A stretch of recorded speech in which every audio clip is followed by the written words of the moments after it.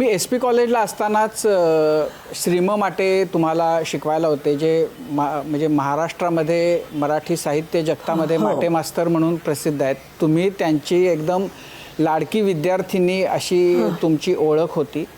तुमचं मराठी भाषेच्या बद्दलचं व्याकरणाच्या अंगानं जे प्रेम आहे ते त्या काळामधलंच आहे.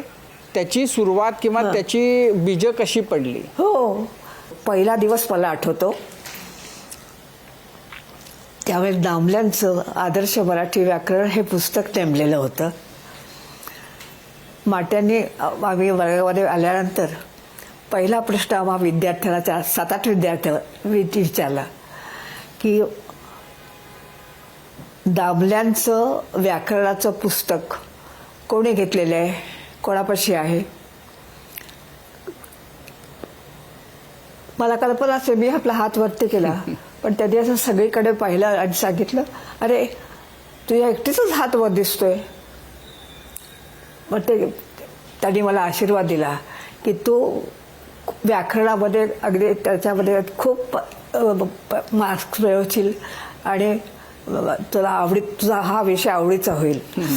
आणि त्यांनी म्हटल्याप्रमाणे खरोखरच झालं. आणि त्याने मला व्याकरण इतकं छान सोप्या शब्दामध्ये शिकवलं की मला कधीही व्याकरण वृक्ष कंटाळवाणं नकोसं असं झालं नाही. व्याकरणाचा तास म्हणजे आम्हाला आनंद वाटायचा सगळ्यांना. आणि माटे ते पुस्तक समोर ठेवूनच आम्हाला शिकवायचे.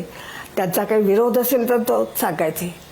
नाही, पण असं की तुम्हाला माटे मास्तर होते त्यामुळं तुम्हाला व्याकरण फार आवडीचं झालं. आमचे काही तसं नशीब नव्हतं. त्यामुळं बाकी महाराष्ट्रातल्या तमाम मुलांच्या दृष्टीनं व्याकरण म्हणजे अत्यंत बोजड, वृक्ष, कंटाळवाणं, नको ते व्याकरण असं वाटण्याजोगी स्थिती आहे. तर ही कशी बदलली जाईल? म्हणजे व्याकरणाच्या बद्दलचं प्रेम कसं वाढेल? नाही, मी सांगते तुम्हाला, व्याकरण वृक्ष कंटाळवाणं नकोसं वाटणारं असं नाहीच आहे.